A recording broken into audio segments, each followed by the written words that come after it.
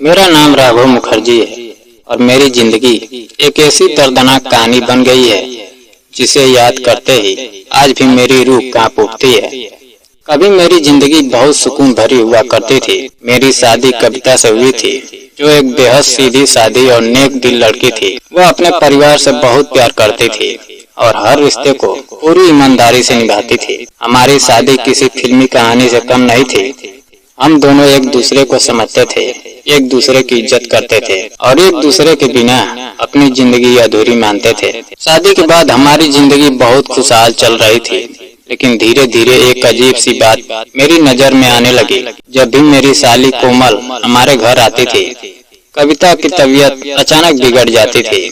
पहले तो मैंने इस बात पर ध्यान नहीं दिया, मुझे लगा यह सिर्फ एक संयोग है, लेकिन समय के साथ यह बात मेरे दिल में घर करने लगी। कविता दिन ब दिन कमजोर होती जा रही थी। उसका चेहरा पीला पड़ गया था। उसकी आंखों में हमेशा डर और बेचैनी नजर आती थी। मैं उसे डॉक्टर के पास लेकर जाता था, दवाइयां दिलाता था, लेकिन कोई खास फर्क नहीं पड़ रहा था। इसी बीच हमें पता चला कि हम माता पिता बनने वाले हैं। यह खबर सुनकर मेरी खुशी का ठिकाना नहीं रहा। मैंने सोचा अब सब कुछ ठीक हो जाएगा, लेकिन कविता की हालत और बिगड़ती चली गई। वह अक्सर रात में उठकर कोमल के कमरे में जाती और उससे माफी मांगती थी। यह देखकर मैं हैरान रह जाता था। मैंने कई बार उससे पूछा वह ऐसा क्यों करती है, लेकिन वह हर बार बात को टाल देती थी और कहती सब ठीक है। मुझे कुछ समझ नहीं आता था कि आखिर ऐसा कौन सा राज है जो वह मुझसे छुपा रही है। समय गुजरता गया और वह दिन आ गया जब कविता को अस्पताल ले जाना पड़ा। उसकी हालत बहुत नाजुक थी। मैं उसके पास बैठा उसका हाथ पकड़े हुए था और भगवान से उसकी सलामती की दुआ कर रहा था। तभी उसने मेरी तरफ देखा और मुझसे एक अजीब सा वादा लिया। उसने कहा कि अगर उसे कुछ हो जाए तो मैं उसके मरने के बाद उसकी बहन कोमल से शादी कर लूं और हमारे बच्चे का ख्याल रखूं। उसकी यह बात सुनकर मेरा दिल बैठ गया। मैंने उसे समझाने की कोशिश की, लेकिन वह चुप हो गई। थोड़ी देर बाद डॉक्टर ने मुझे बाहर जाने को कहा और कुछ ही देर में मेरे बेटे के जन्म की खबर आई। लेकिन उसी के साथ यह खबर भी मिली कि कविता अब इस दुनिया में नहीं रही। यह सुनकर मेरी दुनिया उजड़ गई। मैं पूरी तरह टूट गया था। मेरी जिंदगी जैसे खत्म हो गई थी। मेरे पास अब सिर्फ मेरा छोटा सा बेटा था और उसकी जिम्मेदारी थी। कुछ दिनों बाद मेरे ससुराल वालों ने मुझ पर दबाव डाला कि मैं कोमल से शादी कर लूं, ताकि बच्चे को मां का प्यार मिल सके और कविता की आखिरी इच्छा भी पूरी हो सके। बहुत सोचने के बाद और अपने बेटे के भविष्य को देखते हुए मैंने यह फैसला मान लिया और कोमल से शादी कर ली। लेकिन शादी के बाद कोमल का व्यवहार पूरी तरह बदल गया। वह मुझसे दूरी बनाने लगी। वह पहले जैसी हंसमुख और चंचल नहीं रही। उसकी आंखों में हमेशा एक डर और पछतावा झलकता था। वह रात में उठकर कविता की तस्वीर के सामने बैठती और रोते हुए उससे माफी मांगती थी। यह सब देखकर मेरे मन में शक पैदा होने लगा।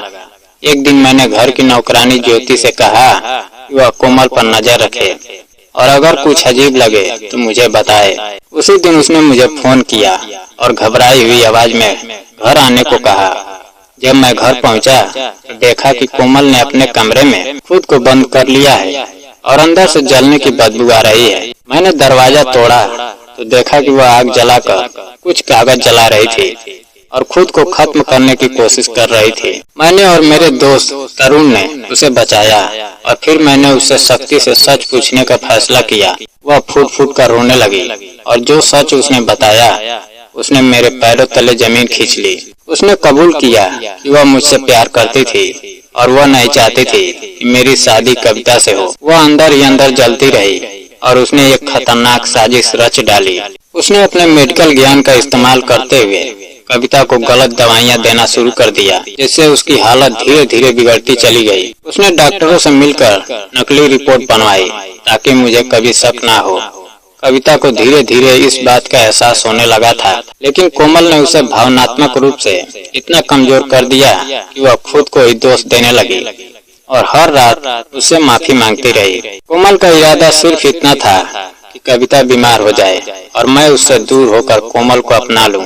लेकिन उसे यह नहीं पता था कि उसकी दी हुई दवाइयां कविता की जान ले लेगी। जब यह सच्चाई मेरे सामने आई तो तो मैं गुस्से से पागल हो गया।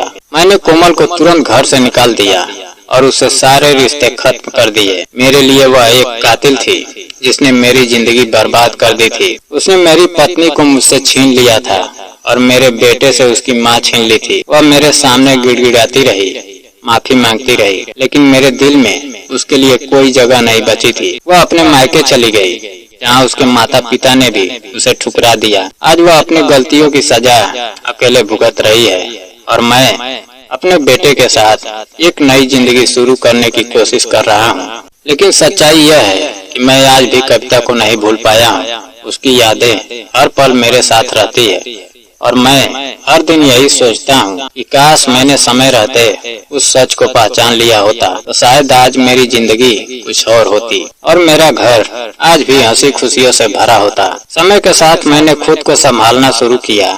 मैंने अपने बेटे की परवरिश को अपनी जिंदगी का मकसद बना लिया। मैं उसके हर छोटे बड़े पल में खुशियाँ ढूंढने लगा। उसकी पहली मुस्कान, उसके पहले कदम और उसकी मासूम बातें मेरे टूटे हुए दिल के लिए मरहम का काम करती थी। लेकिन हर खुशी के पीछे एक गहरा दर्द छुपा होता था। जब भी वो अपनी माँ के बारे में पूछता तो मेरी आंखें भर आती थी। मैं उसे सच बताने की हिम्मत नहीं जुटा पाता था और बस इतना कहता कि उसकी माँ बहुत अच्छी थी और अब वह हमें ऊपर से देख रही है।